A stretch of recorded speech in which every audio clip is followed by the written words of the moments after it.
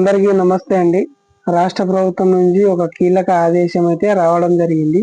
అది ఏంటంటే ప్రతి ఒక్క గ్రామంలో సచివాలయంలోని ఎస్సీ అభ్యర్థుల ఎస్సీ పాపులేషన్ తరపున ఒక సామాజిక కుల సంబంధిత వివరాలను అన్నిటినీ కూడా మీ యొక్క గ్రామ సచివాలయం పరిధిలో మీ వివరాలన్నీ రావడం జరిగింది. అందులో మనం ఏమేం చెక్ చేసుకోవాలి, ఆ లిస్ట్ లో మన పేరు ఉందా లేదా, లేకపోతే ఆ సచివాలయం యొక్క అధికారులను ఎలా కలవాలి, ఆ డీటెయిల్స్ లో మన పేరు తప్పుగా ఏమన్నా ఉందా, ఏ విధంగా అప్లికేషన్ పెట్టుకోవాలి. సో ఇలాంటి అప్డేట్ కోసం నేను ఈ వివరాల కోసం జెన్యూన్ ఇన్ఫర్మేషన్ కోసం ఈ యొక్క వీడియోను చేయడం జరుగుతుంది. ఇంకా వీడియోస్ ని చూస్తూ ఛానల్ ను సబ్స్క్రైబ్ చేసుకోలేదా ఖచ్చితంగా సబ్స్క్రైబ్ చేసుకోవాల్సిందిగా కోరుకుంటున్నా. ఆంధ్రప్రదేశ్ రాష్ట్రంలో ఉన్నటువంటి ఎస్సీ జనాభా అధికారులందరూ కూడా మీ యొక్క గ్రామ సచివాలయంలోని నోటీస్ బోర్డులో లిస్టు పేర్లను అతికించడం జరిగింది. మీ యొక్క వివరాలన్నీ కూడా ఆ లిస్ట్ లో నమోదు చేయడం జరిగింది.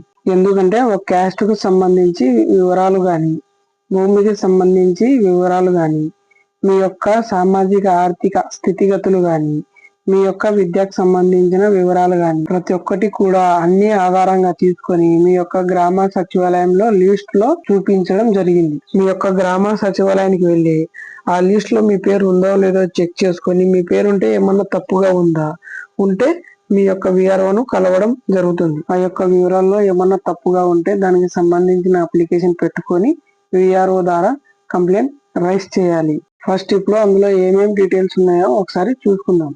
ఎస్సీ అభ్యర్థులు ఎవరుంటారో చిన్న వయసు నుంచి 70 సంవత్సరాల 80 సంవత్సరాల వయసు గలవారు, మీ యొక్క క్యాస్ట్ ఇన్కమ్ ను ఎవరైతే అప్లై చేశారో అందరూ చిన్న వయసు నుంచి 70-80 సంవత్సరాల వయసు గలవారు ఆ లిస్ట్ లో పేరు అందరిది ఉండడం జరుగుతుంది. ప్రజెంట్ గా అప్లై చేసిన వారందరూ కూడా ఈ లిస్ట్ లో పేర్లు ఉండడం జరిగింది. ప్రజెంట్ గా ఎస్సీ అభ్యర్థులు ఎవరు ఉంటారో క్యాస్ట్ ఇన్కమ్ కి అప్లై చేసిన వారందరూ కూడా ఎస్సీ కుల గణన క్యాస్ట్ సర్వేలో మీది ఆ క్యాస్ట్ కాకుండా మీ పేరు ఉంటే విఆర్ఓ ద్వారా ఒక అప్లికేషన్ ని తీసుకొని కంప్లైంట్ రైజ్ చేయడం జరుగుతుంది. మీరు ఆ క్యాస్ట్ కాకుండా మీ పేరు ఉంటే విఆర్ఓ ద్వారా ఒక కంప్లైంట్ రైజ్ చేయండి. ఈ యొక్క ఎస్సీ క్యాస్ట్ సర్వేలో ఏమేమి చూపిస్తుందంటే మీ యొక్క వ్యవసాయం చేసే భూమి ఎంత ఉంది, మీరు సొంతంగా టాయిలెట్స్ ను నిర్మించుకున్నారా లేదా అని చూపిస్తుంది. అలాగే మీకు ఎల్పిజి గ్యాస్ కనెక్షన్ ఉందా లేదా అని చూపిస్తుంది. మీరు ఏ వృత్తి అంటే ఏ పని చేస్తున్నారు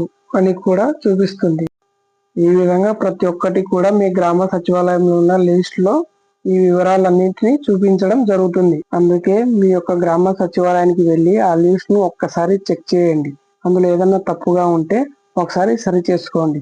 ఈ అవకాశం ఈ నెల లాస్ట్ వరకు 31 వరకే రాష్ట్ర ప్రభుత్వం కల్పించింది. ఏదన్నా తప్పులుంటే సరి చేసుకోండి. మీరు ఎస్సీ అభ్యర్థులు కాకుండా ఆ లిస్ట్ లో మీకు పేరు చూపిస్తున్నా, అలాగే మీకు పొలం ఉండి పొలం లేకుండా చూపించడం, అలాగే పొలం లేకపోయినా పొలం ఉందని చూపించడం, అలాగే మీరు ఎక్కువ చదివి ఉన్నారు దాంట్లో తక్కువగా చూపించడం.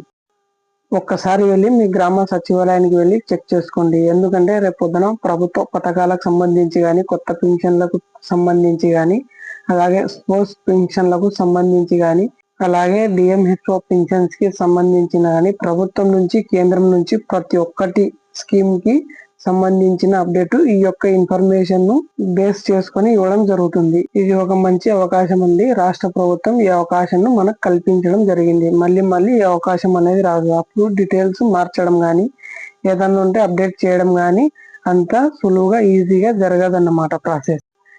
ఎస్సీ క్యాస్ట్ సర్వేకి సంబంధించి ఇది అండి పూర్తి సమాచారం. ఈ వీడియో మీకు నచ్చినట్లయితే లైక్ చేయండి, షేర్ చేయండి, అలాగే సబ్స్క్రైబ్ చేసుకోండి. Thanks for watching.